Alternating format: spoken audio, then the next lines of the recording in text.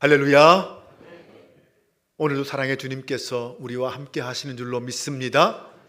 선하신 하나님을 믿고 의지하며 그분의 품 안에서 행복한 저와 여러분 되시기를 바랍니다.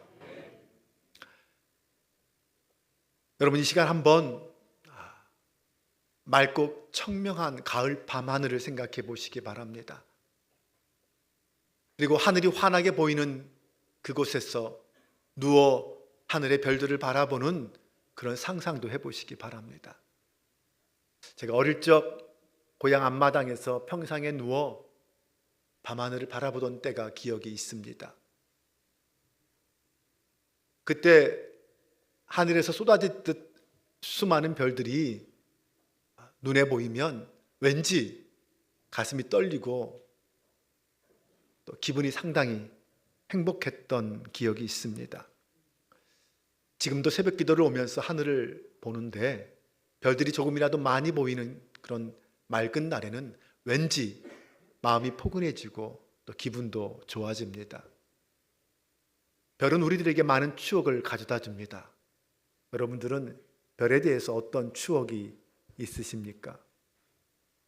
시인 윤동주는 별에 관한 많은 시들을 썼습니다. 시대가 암울하고 현실이 어두울수록 그 시인의 시선은 하늘을 향하고 밤하늘에 반짝이는 별들을 볼 수밖에 없었던 것 같습니다. 별들을 보면서 조국에 대한 사랑과 삶에 대한 애착을 노래했습니다.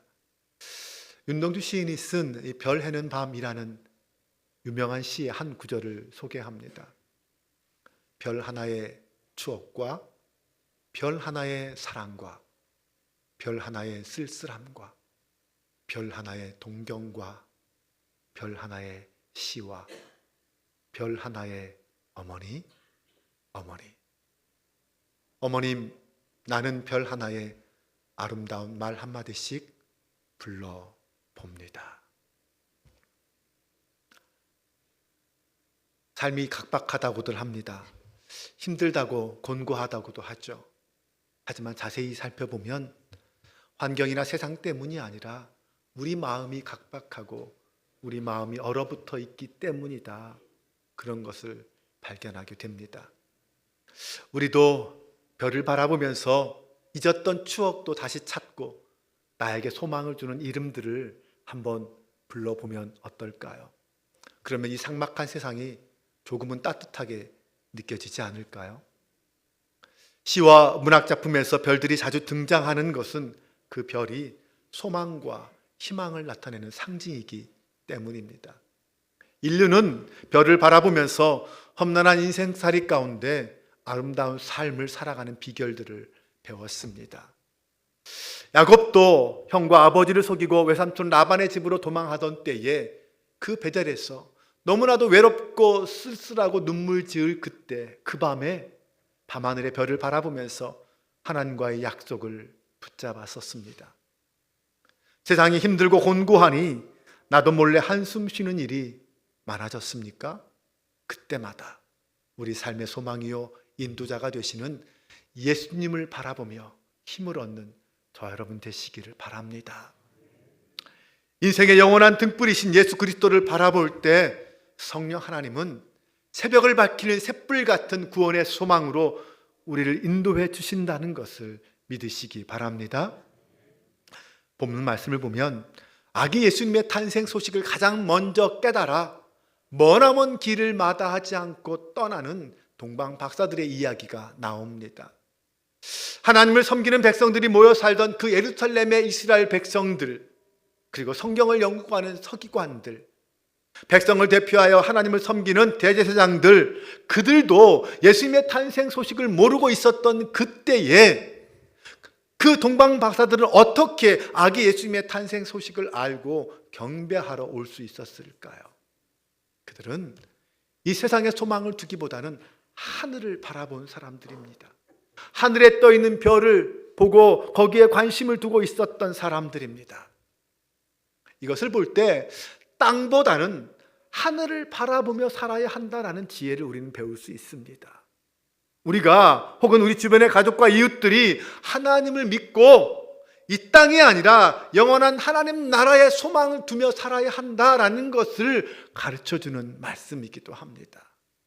이 말씀을 통해서 오늘 우리가 배울 수 있는 교훈들이 무엇인지 함께 살펴보려고 합니다. 첫 번째, 우리는 예수님을 증거하는 전도자가 되어야 합니다. 동방 박사들이 아기 예수님을 찾아서 예루살렘까지 올 수 있었던 까닭은 한 가지였습니다. 밤하늘의 별들이 그들을 안내해 주었다는 것이죠. 만약 별들이 안내해 주지 않았다면 동방 박사들은 아기 예수님을 만날 수도 없었고 경배할 수도 없었을 것입니다. 또 동방 박사들이 예루살렘에 와서 그 소식을 전해주지 않았다면 예루살렘의 백성들도 그 누구도 아기 예수님의 탄생 소식을 알 수 없었을 것입니다. 별이 동방 박사들을 안내하고 그리고 그 동방 박사들은 별을 따라서 그 머나먼 여행길을 감수하며 예루살렘까지 와서 예수님의 탄생 소식을 전했기 때문에 유대인들과 예루살렘이 성탄을 맞이할 수 있었다는 것입니다. 오늘 본문을 보면 예루살렘은 종교의 도시입니다. 하나님과 곧 오실 메시아 예수님에 대하여 너무나도 잘 알고 있는 도시가 바로 예루살렘 아닙니까? 그런데 정작 그 도시 사람들은 어떠했습니까? 1절에서 3절 말씀을 다시 보겠습니다. 헤롯 왕 때에 예수께서 유대 베들레헴에서 나심해 동방으로부터 박사들이 예루살렘에 이르러 말하되 유대인의 왕으로 나신 이가 어디 계시냐? 우리가 동방에서 그의 별을 보고 그에게 경배하러 왔노라 하니 헤롯 왕과 온 예루살렘이 듣고 소동한지라. 이 말씀에서 소동했다라는 헬라어가 타라소라는 단어입니다. 그 뜻은 뒤흔들다, 당황하게 하다, 무섭게 하다라는 뜻이에요. 언제인지는 몰라도 반드시 유대 땅 베들레헴에서 메시아가 탄생할 거라는 사실을 그들은 알았습니다. 하지만 전혀 준비도 안 된 상태에서 예수님이 탄생했다는 그 소식을 들었을 때 그들은 놀랄 수밖에 없었고 당황할 수밖에 없었다는 말이죠. 오늘 우리가 성탄의 증인이 되어야 한다는 것은 단순히 2000년 전에 예수님이 오셨다라는, 예수님이 탄생했다라는 소식을 전하자는 말이 아닙니다. 예수님이 2000년 전에 오셨다는 소식을 모르는 사람은 없습니다. 2000년 전에 오신 그 예수님은 우리를 위해 사셨고 우리를 위해 죽으셨고 다시 살아나셨고 승천하셔서 하나님 보좌 우편에 계십니다. 우리는 그것을 믿습니다. 그러기에 이제 우리는 그 하늘에 계신 주님께서 심판의 주로 다시 이 땅에 임하신다라는 다시 오실 주님에 대하여 증언해야 합니다. 세상을 보십시오. 예수를 믿든지 안 믿든지 사람들은 너도 나도 말세다라고 말합니다. 자식을 버리는 부모를 바라보면서, 부모를 해치는 자식을 바라보면서, 도무지 믿기지 않는 이 세상의 수많은 일들을 바라보면서 정말 말세다라고 말합니다. 심판이 얼마 남지 않았다라고까지 말합니다. 그리스도인들 치고 예수님께서 반드시 심판의 주로 오신다는 사실을 모르는 사람 없습니다. 그럼에도 불구하고 심판을 준비하고 그 마지막 날을 준비하는 사람은 그리 많지 않습니다. 언제인지는 모르지만 반드시 우리 주님이 오실 그때에 우리 민족이, 우리 가족이, 우리의 형제와 자매들이 예루살렘의 백성들처럼 무서워하고 당황하고 혼란스러워하지 않게 하는 것, 이것이 오늘 우리의 사명입니다. 이 성탄을 맞이하면서 우리가 새겨야 될 말씀입니다. 동방의 박사들은 아기 예수님이 탄생하신 것을 알았습니다. 그들은 예수님이 인류의 소망이라는 것을 알았습니다. 그러기에 베들레헴까지 그 먼 길을 오는 여행을 감수했던 것입니다. 오늘 우리는 교회와 예수님에 대하여 알기는 하지만 그분 앞에 나오지 못하는 사람들, 예수님의 탄생을 준비하지 못해서 당황하는 이스라엘 백성들처럼 그렇게 살아가는 수많은 사람들에게 예수님의 오심을 전해야 합니다. 그들이 진리 되신 주님을 만나고 그분을 소망으로 삼고 살아갈 수 있도록 2000년 전에 그 동방 박사들 같은 전도자가 되어야 한다는 것입니다. 그러기 위해서는 우리도 뭔가를 따라가야 합니다. 동방 박사들이 별을 따라간 것처럼, 이스라엘 백성들이 출애굽한 다음에 구름 기둥과 불 기둥을 따라간 것처럼 말입니다. 오늘 우리는 우리 인생길을 가는 동안 우리를 인도하는 별이 무엇일까요? 여러분의 인생을 인도할, 여러분의 인생을 비출 그 별은 무엇입니까? 베드로전서 1장 19절은 이렇게 말합니다. 또 우리에게는 더 확실한 예언이 있어 어두운 데를 비추는 등불과 같으니 날이 새어 샛별이 너희 마음에 떠오르기까지 너희가 이것을 주의하는 것이 옳으니라. 이 말씀에서 이것을 주의하라는 말씀은 그것을 잘 듣고 새기고 경계하라는 거예요. 그 말씀에 집중하라는 뜻입니다. 동방 박사들 인도하던 그 별은 오늘 우리 가운데 성령으로 우리 가운데 임하여서 우리 가운데 말씀하고 계십니다. 그 성령의 빛은 우리 인생의 등불이 되어서 우리의 어두운 영혼들을 비추고 있습니다. 또 그 어두운 데를 비추는 등불 같은 확실한 예언은 무엇을 말합니까? 하나님의 말씀, 이 성경을 가리킵니다. 베드로후서의 이 말씀은 너희가 하나님 너희에게 성경을 너희 인생의 등불로, 너희 인생의 어두움을 밝히는 별로 주셨다라는 거예요. 하나님의 말씀이 성경과 성령, 이 두 가지가 바로 우리의 인생을 인도하는 등불이요 샛별이고 나아가서 구름기둥이요 불기둥이라는 사실을 믿으시기 바랍니다. 두 번째, 우리는 예수 그리스도를 전하는 것이 우리 삶의 우선순위가 되어야 합니다. 동방 박사들은 아기 예수님께 경배하고 그 주님을 만나기 위해서 자기들의 가정과 직장과 고향까지 떠나서 왔습니다. 그들에게도 사생활이 있었을 것이고 가족과 형제들이 있었을 거예요. 섬기던 직장도 있었을 것입니다. 그러나 그들은 그 모든 것을 뒤로하고 얼마나 걸릴지 모르는 그 여행길을 떠나왔습니다. 왜 떠났습니까? 주님을 찾기 위해, 메시아를 만나기 위해서 떠났던 것입니다. 사람들은 보통 누군가가 자기에게 찾아와서 자신을 구원해 주기를 원합니다. 하지만 여러분, 신앙은 기다리기만 해서는 안 됩니다. 때는 적극적으로 찾아 나서는 것이 중요합니다. 동방 박사들은 국경도 언어의 장벽도 뛰어넘어서 그 먼 길에 주님을 찾아 나섰습니다. 성경 그들이 여행을 시작하면서 어디로 얼마 동안 가야 할지 아무것도 알지 못한 채 떠났다는 것을 보여주고 있습니다.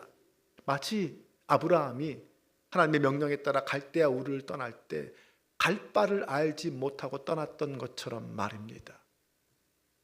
밤하늘에 메시아를 상징하는 별이 떠올랐습니다. 그들은 그 별이 떠오르는 밤에 그 별을 따라서 여행을 시작했습니다. 이것이 그들의 믿음이었습니다. 민수기 24장 17절에 보면 한 별이 야곱에게서 나오며 라고 했고, 요한계시록 22장 16절에 보면 나는 다윗의 뿌리요 자손이니 곧 광명한 새벽별이라고 했습니다. 그 별은 예수님을 상징했습니다. 동방 박사들은 해를 보고 달을 보고 간 것이 아니에요. 별을 보고 따라갔습니다. 물론 지금도 하늘에는 수십억 개의 별들이 있습니다. 그러나 그들은 다른 그 어떤 별을 보지 않았어요. 본문에 보면 그의 별을 보고 라고 말합니다. 그의 별, 메시아의 별, 예수 그리스도의 별을 보고 갔다라는 말입니다. 그들은 어떻게 그 별을 따라서 먼 길을 갈 수 있었을까요? 9절에 그 해답이 있습니다. 그 별이 문득 앞서 인도하여 가다가 악이 있는 곳 위에 머물러 섰는지라. 무슨 말입니까? 그 별이 때로는 가다가 섰다가 머물다가 이렇게 했다라는 것이죠. 그렇게 백사들을 인도했다라는 말입니다. 네, 예수님의 별이 동방 박사들을 인도했습니다. 때로는 가라고, 때로는 머무르라고, 때로는 멈추라고 그렇게 인도했기 때문에 그 별을 보고 그들은 그 먼 곳까지 안전하게 올 수 있었던 것입니다. 그런데 여러분, 왜 예수님께서 이 땅에 오셨습니까? 네, 갈팡질팡하면 어두운 우매한 눈먼 자 같은 우리들, 인생의 길을 찾지 못한 우리들을 인도하시기 위해서, 죄로 인해 죽을 수밖에 없는 일을 구원하시기 위해서 이 땅에 오셨습니다. 시편 23편에 보면 다윗은 이렇게 노래합니다. 그가 나를 푸른 풀밭으로 인도하셨다. 쉴만한 물가로 인도하셨다. 예수님께서 이런 말씀을 하셨어요. 맹인이 맹인을 인도하면 둘이 다 구덩이에 빠진다. 그런데 우리 인생들은 다 사실 맹인들입니다. 아무리 많이 배워도, 아무리 많은 것을 가져도 우리는 맹인들이에요. 정치가나 철학가나 다 맹인들입니다. 그러므로 맹인이 맹인을 인도하면 구덩이에 빠질 수밖에 없습니다. 그러나 빛 대신 주님이 우리를 인도하면 쉴만한 물가로 우리가 인도됨을 믿으시기 바랍니다. 그래서 우리는 예수님의 인도를 받아야 합니다. 동방 박사들은 산을 넘고 강을 건너 사막을 지나야 했습니다. 그럼에도 그들에게는 지도도 없었고 나침반도 없었습니다. 하루 이틀 여행도 아니었어요. 더구나 낮에는 별이 보이지 않았습니다. 그런데 그들은 어김없이 예수님이 나신 땅, 유대 땅 베들레헴 그 말구유까지 도착할 수 있었습니다. 어떻게 그것이 가능했을까요? 별만, 예수님만 따라가면 어금이 없기 때문입니다. 예수님께서 쏘시는 화살은 빗나가는 법이 없기 때문입니다. 예수님만 바라보며 따라가는 저 여러분 되시기를 바랍니다. 문제는 그렇게 산 넘고 물 건너 사막을 따라 인도하던 그 별이 베들레헴 근처에서 사라져 버렸다는 거예요. 얼마나 막막했을까요? 그 별 따라 왔는데 갑자기 별이 사라졌습니다. 동방 박사들은 예루살렘으로 가면 메시아에 대하여 유대인의 왕이 어디서 태어났는지를 알 수 있을 거라고 생각했습니다. 그래서 예루살렘에 들어가서 사람들에게 물었습니다. 유대인의 왕이 어디서 태어났습니까? 유대인의 왕이 탄생하신 곳이 어디인지 아십니까?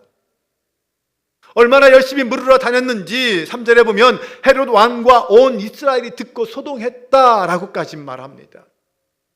예수 그리스도가 우리의 소망이요 우리의 희망임을 알고 그분을 따라갈 때 거기에 소망이 있고 희망이 있다는 것을 믿는다면 우리는 예수님을 따르는 것을 두려워할 필요가 없습니다.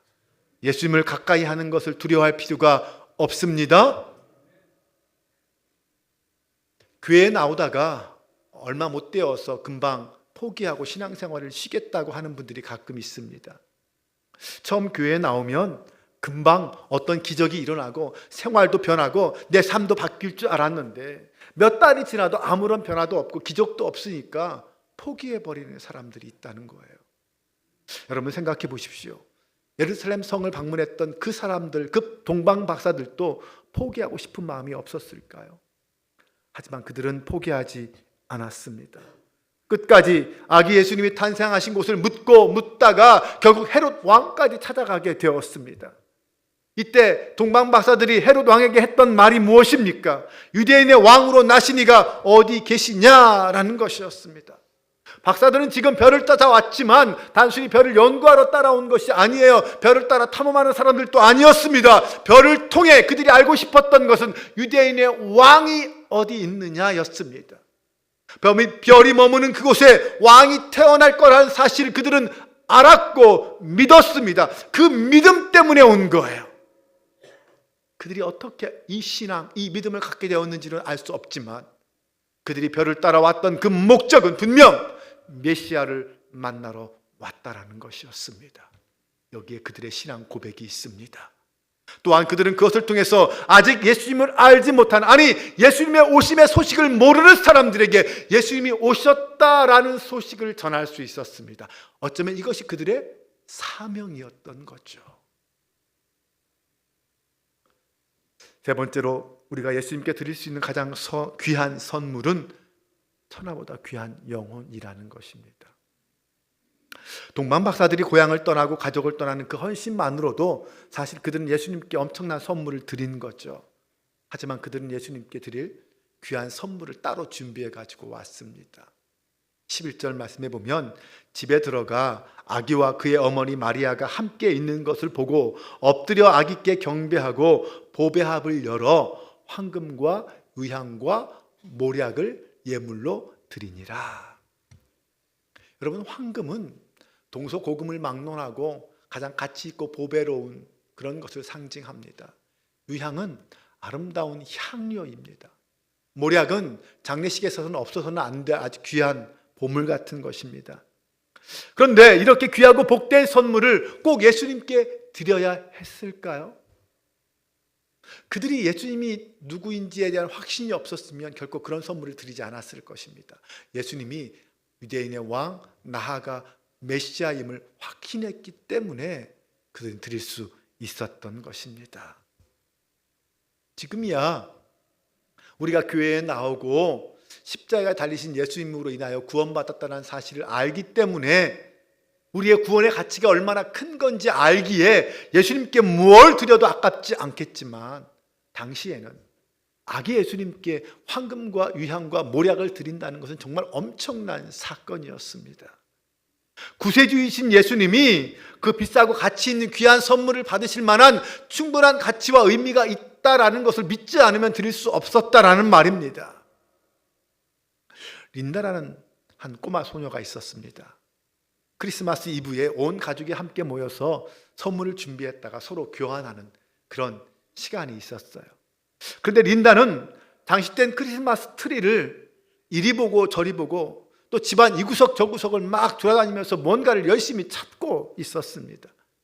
그것을 바라보던 아빠가, 린다야, 너 뭘 하고 있니? 아빠, 오늘 예수님 생일이잖아요. 그렇지? 그런데 예수님께 드릴 선물은 어디 있어요? 아무리 찾아도 보이지 않네요. 그 순간 아버지가 당황했습니다. 린다야, 아빠가 너무 바빠서 깜빡했구나. 아빠 실수야. 정말 분주하게 이 땅을 살다 보면 정작 성탄절에 예수님께 드릴 선물을 잊어버릴 수 있습니다. 여러분들은 생일이신 예수님을 위해서 어떤 선물을 준비하셨습니까? 자녀들에 대한 선물, 부모님에 대한 선물은 준비해도 예수님을 위한 선물은 준비하지 못하며 잊어버리고 사는 것이 어쩌면 우리들 아닙니까? 주인공 없는 생일잔치가 무슨 의미가 있습니까? 생일날 주인공을 잃어버리면 그게 잔치입니까? 또 그 주인공을 향한 사랑의 선물이 없는 생일잔치도 허탈할 것입니다. 요한복음 3장 16절은 이렇게 말합니다. 다 같이 함께 화면을 보면서 읽어보겠습니다. 하나님이 세상을 이처럼 사랑하사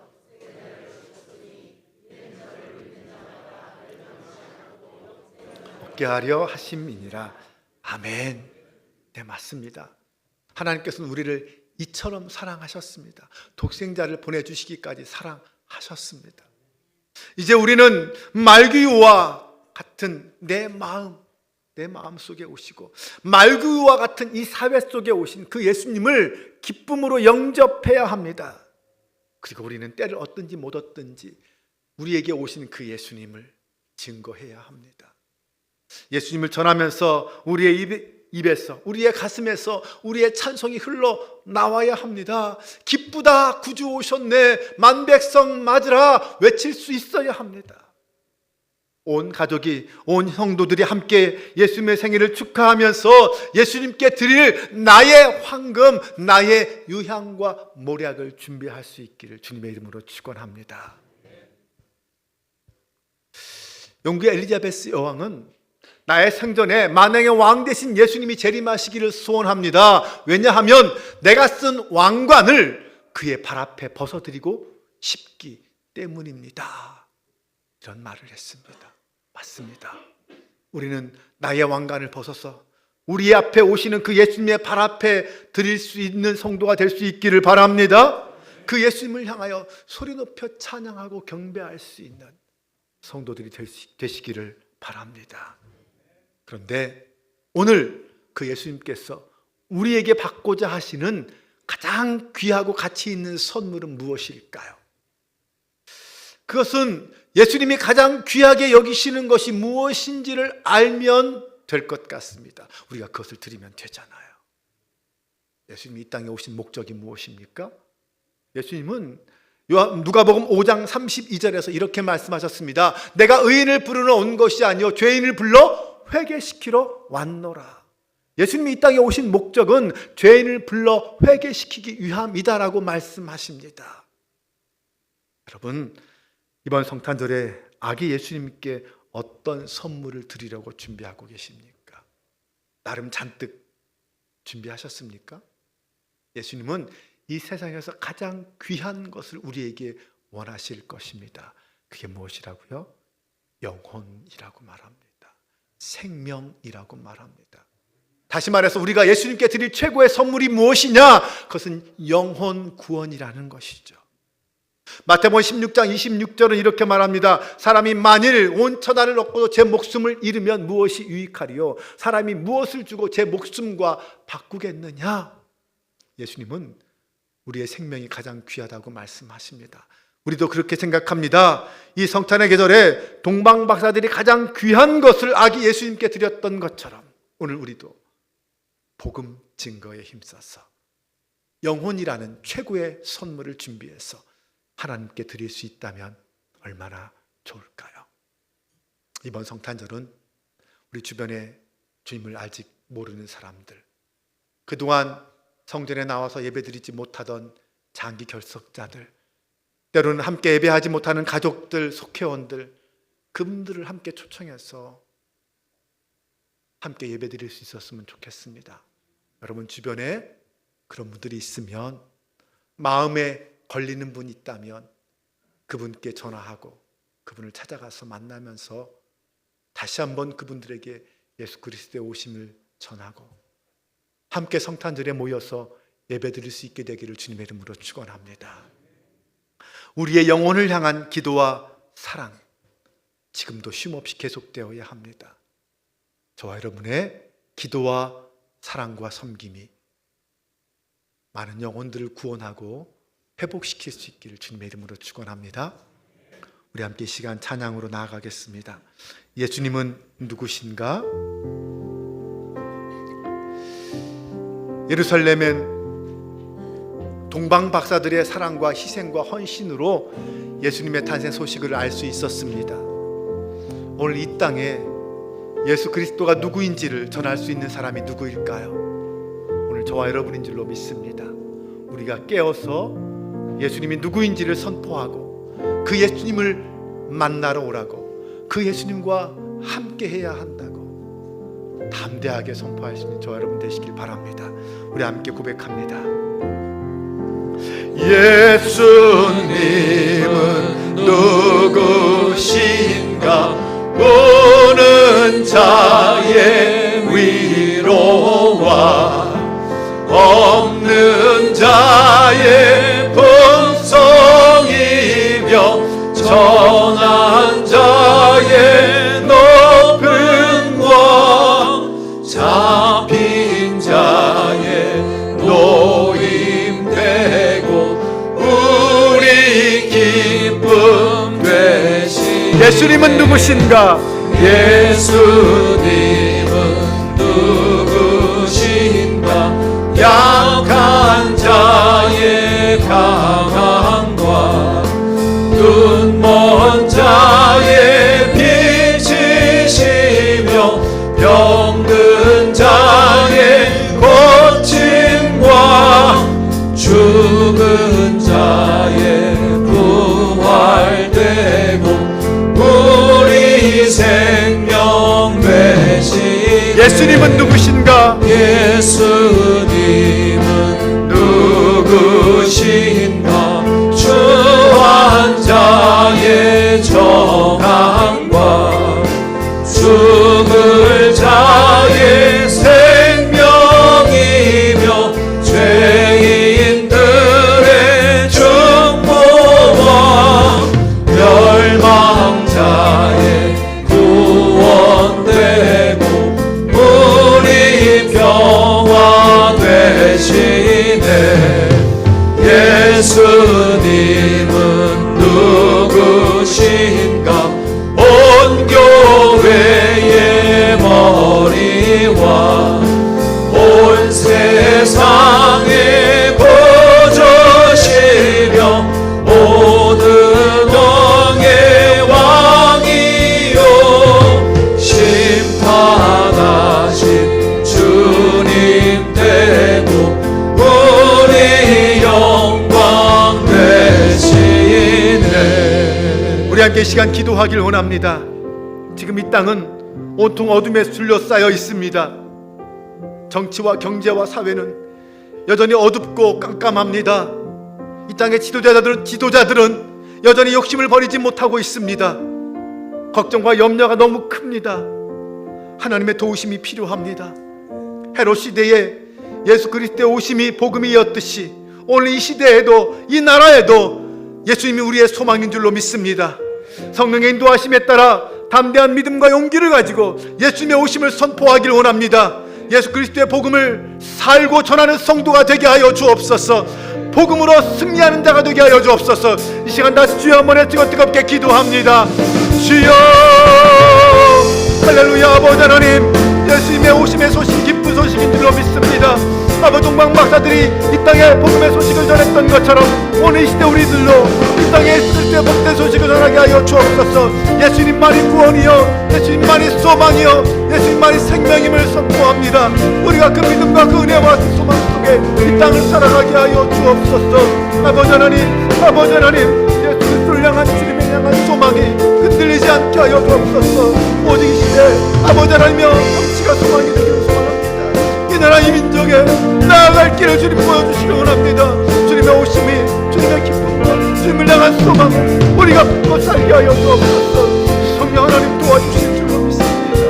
은혜 안에 역사하여 주시옵소서. 의지합니다. 함께하여 주시옵소서. 아버지 하나님, 2000년 전 예수 그리스도의 오심의 소식을 맨 처음 들은 동방 박사들은 자신들의 부르심의 사명을 따라 갔을 때 온 예루살렘에 메시아의 소식을 전할 수 있었습니다. 오늘 우리는 먼저 예수님의 오심을 깨달은 주님의 백성들입니다. 오신 주님을 만난 사람들입니다. 이제 우리의 전도와 증거를 통하여 주님을 믿지 않는 자들에게 우리의 구원자 예수 그리스도를 향한 참된 믿음과 사랑을 증거하게 하옵소서. 십자가 복음을 담대히 선포하게 하여 주옵소서. 다시 오신 심판의 주님을 선포하게 하여 주옵소서. 그리하여 어둠에 둘러싸여 있는 이 땅에 한 줄기 빛의 소망을 전하게 하옵소서. 이 땅의 모든 사람들이 예수 그리스도 안에서 생명의 빛을 발견하고 참 구원의 길에 서기를 소망합니다. 오늘 우리가 이 일을 위해 기도하기를 쉬지 않는 저희들 되게 하옵소서. 사랑의 주님, 우리가 성령 안에서 바른 분별력을 가지고 구원의 길, 생명의 길을 찾아가게 하여 주옵소서. 동방 박사들의 소명을 따라 오늘 우리도 이 시대 하나님 앞에 부르심의 소명을 감당하는 성도들 모두가 되게 하여 주옵소서. 우리 구주 예수 그리스도의 이름으로 기도합니다. 아멘.